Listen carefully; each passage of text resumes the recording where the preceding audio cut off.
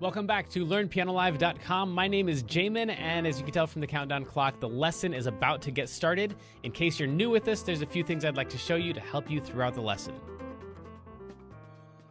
These lessons are always guided and shaped by your questions, and if you're live with us today, there's a couple different ways you can do that. One is in the public live chat, and the other is the Ask Jamin a Question button, where you can ask me a question privately, and I won't share your identity in case you're afraid that your question is stupid. But it's not. If you're in the archives, though, then just open up the survey. At the end of that, there's a place where you can ask your question. I will say I frequently get questions from students in the archives watching a lesson from 6 months ago, and I have no idea what they're talking about. So please try to be as specific as possible. If you're watching this at LearnPianoLive.com, there should be a PDF and an MP3 button right next to this video. The PDF will often have additional video links inside, so you can get more in-depth instruction on each of the topics. And if you're the kind of person who likes to print out the PDF so you can make the same notes on your physical version as I'm making during the lesson, now would be the time to do that. The MP3 is just a play-along track so you can practice more after the lesson. In traditional lessons, a teacher is going to actually present some new concept for maybe 5 or 10 minutes every couple weeks. The rest of the time is going to be spent applying and refining those concepts. Well, here I'm spouting off hours of new information every week, so it's totally unreasonable to expect you to actually absorb all of that. Instead, the goal of these live lessons is for you to find some little nugget of something that makes sense but is a bit of a challenge, and for you to go practice it, because practice is where all the improvement's going to happen. So don't feel bad if you have to leave the live lesson when you find that little thing that you're going to practice. And of course, if I'm going too fast, you can always rewind the live lessons or replay in the archives as much as you want. If these live lessons start feeling random or meandering, it's because they are, on purpose. So if you're the kind of person who wants classical training with a step-by-step method, then you're going to want to check out Kloppel Academy on the website. It's included in your live lesson subscription, so you can do both or either. And the upper levels are seriously hard work, but it's going to take you all the way from ground zero all the way up to being ready to enter any major music college as a piano major in classical or jazz. And finally, it's most people's favorite. This is application, where we take the past concepts from other live lessons and we see how they apply to an actual, real song that already exists. And since there's like 1,000 different ways to play any song, you're just going to work on the version that is appropriate for your level. So that might just mean playing one note at a time for right now. Or maybe you're working on chords or covering the full song. Or maybe you're just seeing how the song breaks down so you can better write and transcribe your own songs in the future. But whatever your level is, the goal is not this song. So even if you don't play the whole entire song, you'll get better by even attempting a little bit of it, and attempt it we shall.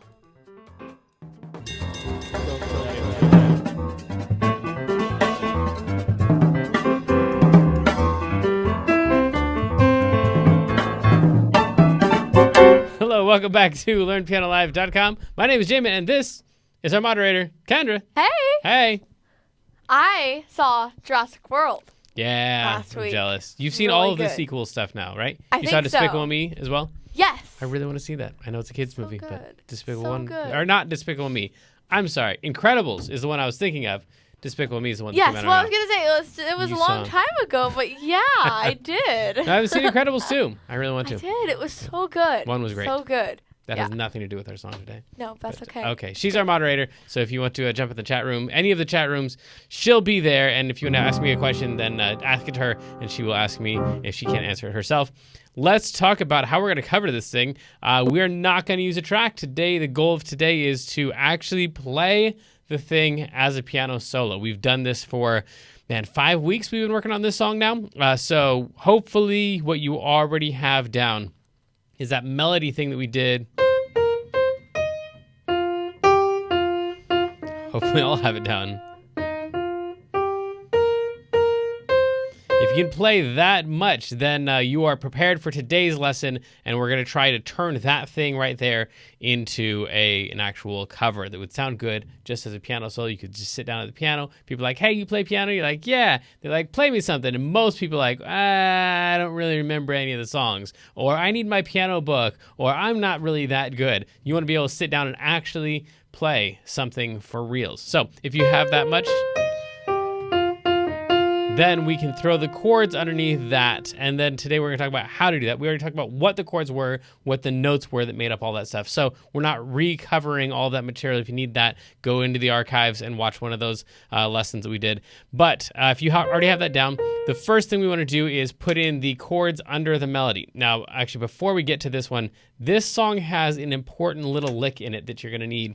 It's C, G, B flat, G, E flat, B flat, G, B flat. So it's just these notes. You're going to go straight up, come down a little ways, and come back up, but you skip over the E flat on the way up. So we're going to play straight up through all those notes, but you're going to skip the E flat on the way up. So we'd go and skip over the E flat and go straight to that G. You don't skip the E flat on the way down, but you do end on that G and go one note back. So in my head, it's like this thing that goes up, you skip over it on the way up, then you come straight down halfway, turn around, and it's over.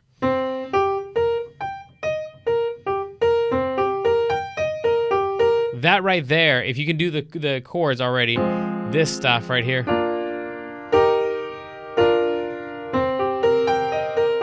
that is pretty much the whole entire song. So we've got the F minor chord, which is made up of F and A flat and C. We've already talked about that before. The B flat chord, which is made of B flat, D, and F. And then E flat, which is made of E flat, G, and B. And then the B flat over D, which we're really going to only treat like a B flat chord. We're not going to worry about the over D part for our cover so much. B flat, D, and F. And then that C minor thing. That is the whole intro. F minor to B flat to E flat to B flat, C. We're just going to take the exact same thing. Once you can do that, and maybe that's enough to practice right there. Once you have that down, you're just going to split up the notes of your chord up here, and we're going to go like that, or any other rhythm. Totally works, I promise.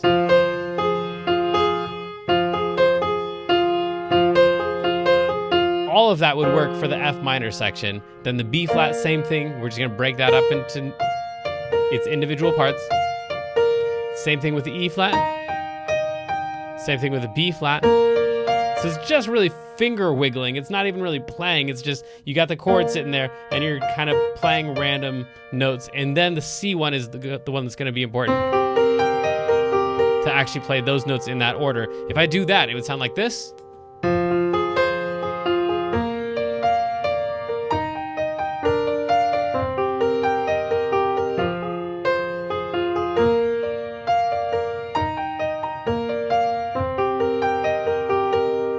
That sounds like the song right there. That's definitely the intro for it. And using that technique, if you just bring that down an octave, you could play through the whole thing and have someone sing along with you. In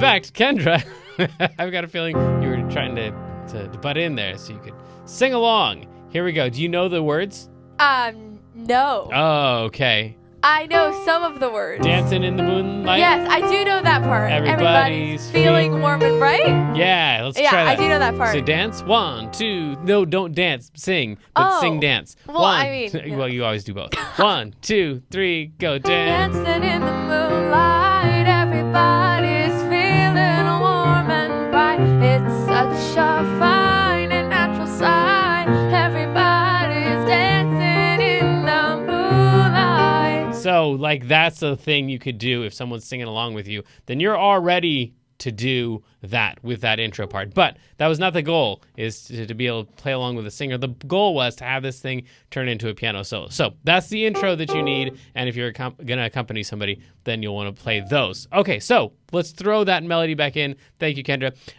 We're going to do the chords under the melody is the first thing. So playing those same chords we had before, the F minor, the B flat, the E flat, the B flat, and then the C minor that comes up as the next chord. If you're playing the melody, all we're going to do is using that right hand, we're going to play the entire chord, as much of it as we can. You're not going to be able to fit in the whole thing underneath the melody. Right there is where we need the F minor chord. So an F minor chord is like that or like that, right? So you want to reach as many of those as you can, but you're not allowed to play either of these because they're higher than the melody. That's your melody note. So you're not allowed to play any notes that are higher than the melody. We could do that. Man, that's too big of a stretch. So I'm just going to take a bunch of those out. I want to play those ones right there. That's totally allowed. At that point, it switches to a B flat. A B flat chord is right there. And I'm allowed to play all of these notes because none of them are higher than the melody note. Then we play an E flat. Right here, we need an E flat chord. That's my E flat chord. I'm not allowed to play that one because it's higher than the melody. So I'd have to play just that. But that only feels like 2 notes. Maybe that doesn't feel like that's enough.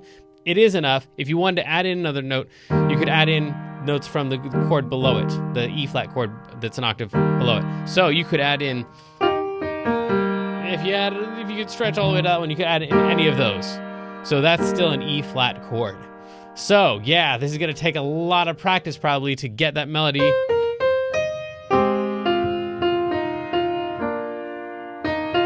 E flat, B flat, because that's my B flat chord, that's my melody. C minor or C minor, any of that totally works. Then you just add in 1 note in your left hand and you already have a cover of this thing.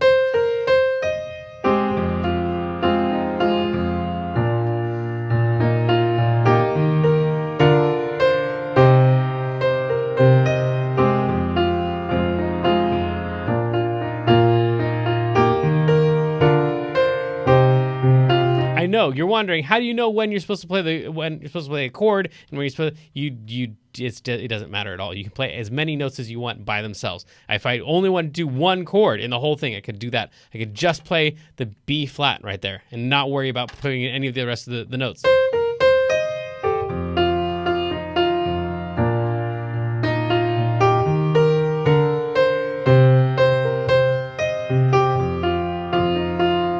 That already kind of sounds like a cover, and I'm only playing 1 chord. I'm just playing the B flat. So as many of the notes as it's in. If it's too inconvenient to play the chord and the notes, just play the melody notes and then leave the chord out. Throw in the chords wherever you got a little extra brain power, a little bit of extra time, a couple extra fingers hanging out doing nothing. That's where you throw in your chords.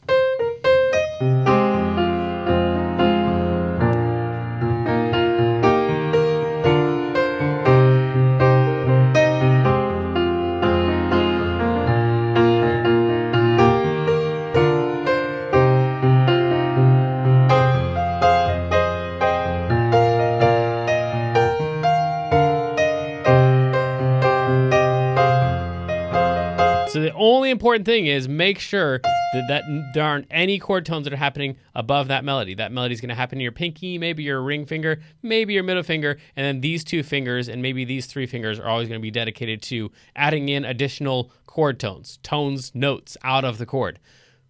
So that's chords underneath the melody, and that could be the end of the lesson right there. But no, we've got a lot of territory to cover because there are other options too. Another option would be just to play the left-hand chords and the right-hand melody. This one might actually even be easier. So this is just playing the left-hand chords like this.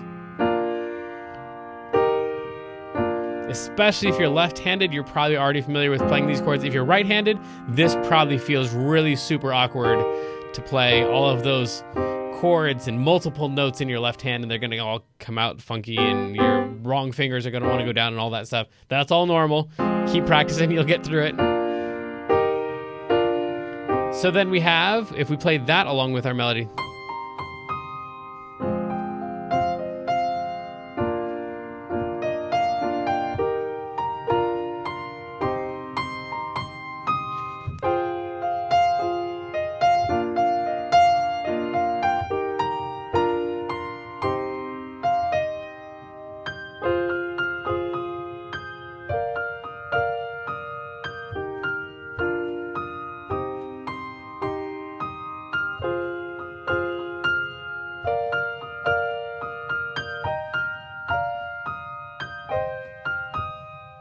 And that sounds like a thing too. So you could totally do that. All you got to watch out for on this one is that your left-hand chords don't go down too low. With those types of voicings where you got a bunch of notes all clustered together in a small area, it's not all spread out like something like that, but you got them all clustered together. You got to watch out that once you start going down kind of past this territory right here, this is all going to start to sound too muddy.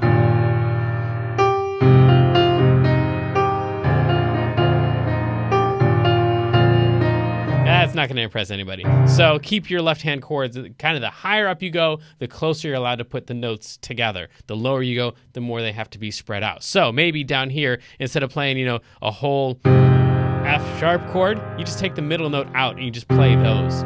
In fact, that's totally a thing. You can totally do that. That's really common. Usually if you play just the two notes, the 1 and the 5 of the chord, if we're calling these the 1, the 3, and the 5, we take the 3 out, and we just play the 1 and the 5, a lot of times you'll play the 1 again on top. And this thing right here makes up like 95% of all YouTube covers of every song. Pick any random song, type it into YouTube, and then after that, type in piano cover, and then you just watch their left hand. They're going to be doing this. I'm sure of it. It's just a thing. So this right here, playing these one note at a time for an F minor chord, then a B flat, E flat, B flat, C minor. If you look up Dance in the Moonlight piano cover, if you look up Dance in the Moonlight piano cover, I'm pretty sure that you'll find at least 10 guys who are doing...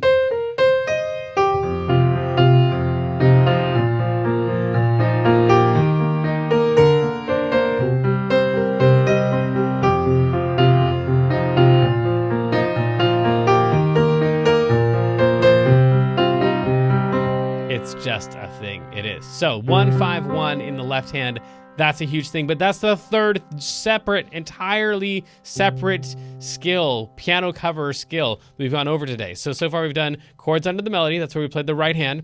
We've done left hand chords with the right hand melody, and then we can play 1, 5, 1 patterns in the left hand, just playing one note at a time. But playing that kind of a thing, it works especially well down low where those chords aren't really allowed anymore because they sound too muddy.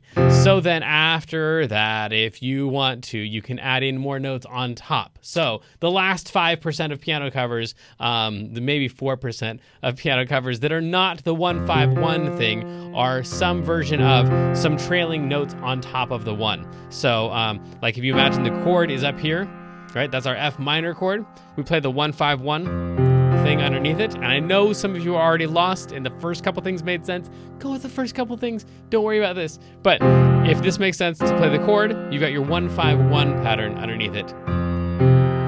You could go up to that 3 if you want. It's still just a note out of the chord, but you didn't play the 3 down there. Instead, you played it up there.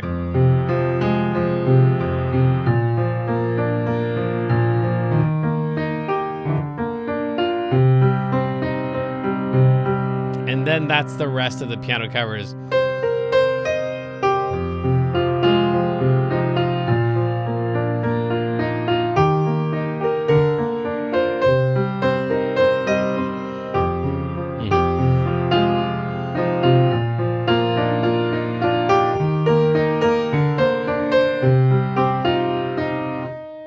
That's the whole thing. And then there's a 2 in there too. I mean, you can get as fancy as you want with that basic concept. 1, 5, 1, 2, 3.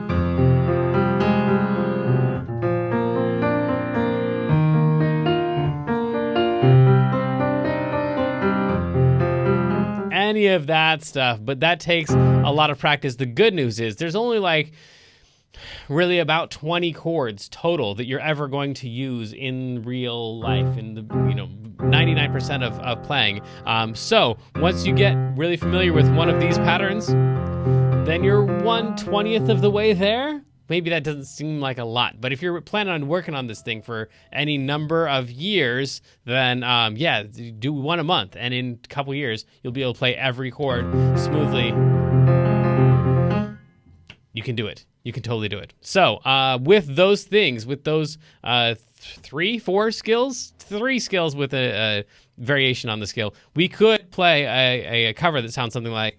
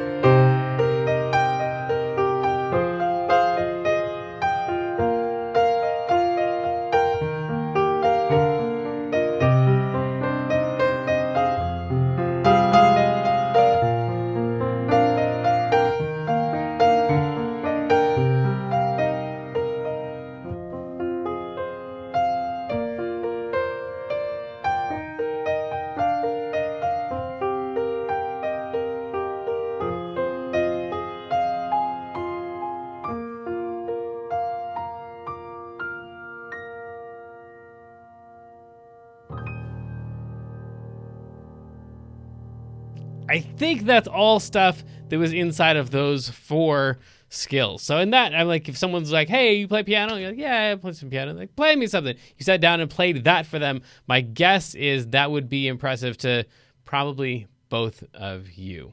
So that's all the stuff. Let's do our feature of the day. Today is going to be an album of the day. A lot of people ask me what kind of music I like playing, what kind of music I listen to. This is the one that I've been listening to the most, which is View So Tender by Joe Gilman and the Joe Gilman Trio. Yes, that Joe Gilman. I know, I'm a fanboy. So View So Tender, it's all Stevie Wonder. It's jazz covers of Stevie Wonder songs, which a lot of you probably think is already jazz, but this is crazy awesome stuff on top of the already crazy awesome Stevie Wonder songs. So that is my recommendation for today, and I guess it's time to move on to the intermediate version of the lesson. So sadly, the lesson preview has come to an end, and it's time to say goodbye to everyone watching the free streams. Of course, paying subscribers at learnpianolive.com can continue watching this lesson and several hundred others like it in the archives. So come on over and check us out, and if you like what you saw, at least like and subscribe, and then tell your friends to head on over to learnpianolive.com to start enjoying this journey with us.